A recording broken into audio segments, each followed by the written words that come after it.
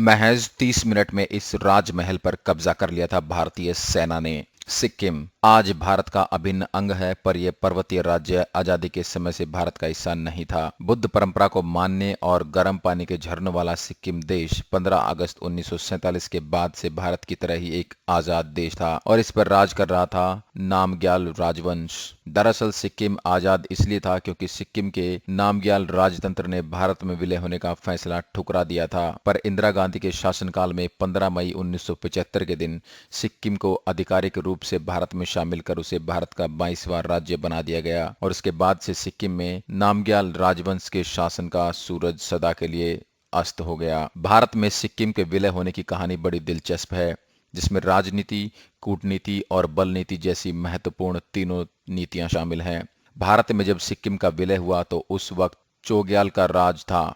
6 अप्रैल 1975 को सुबह 5000 भारतीय सैनिकों ने चोग्याल के महल पर धावा बोला था और भारतीय सैनिकों ने 30 मिनट के अंदर ही राजमहल को अपने काबू में कर 12:45 पर सिक्किम से आजाद होना दर्जा हमेशा के लिए समाप्त कर दिया था। 5000 भारतीय सैनिकों के हमले का मुकाबला राजमहल के महज 243 सिपाहियों ने किया था। भारत में विलय करना आसान नहीं था। राजमहल पर अधिकार जमने के बाद उसका भारत में विलय करना आसान नहीं था, क्योंकि चीन जो भारत से एक युद्ध जीत चुका था वह खुलकर भारत का विरोध कर रहा था।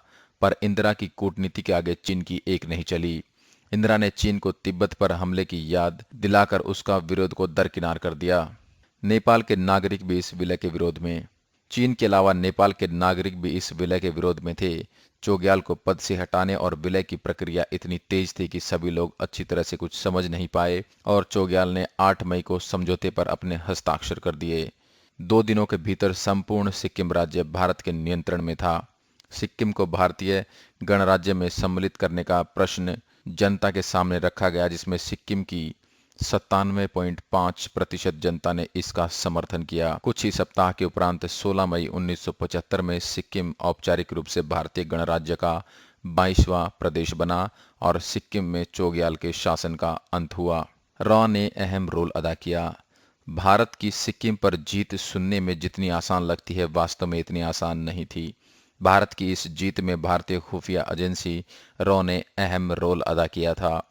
उस वक्त की प्रधानमंत्री इंदिरा गांधी ने रा की उच्च अधिकारियों के साथ सिक्किम को लेकर एक मीटिंग की थी, जिसमें रा के प्रमुख रामनाथ काओ, पीएन अक्सर और पीएन धर ने हिस्सा लिया था। उनका काम सरकार के फैसले को मनवाना है, सलाह देना नहीं। इन तीनों से इंदिरा ने सिक्किम मामले पर सलाह मांगी तो राव ने दो टूक जवाब दिया था।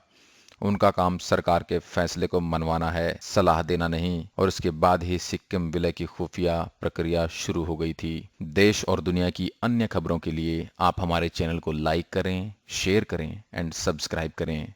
धन्यवाद।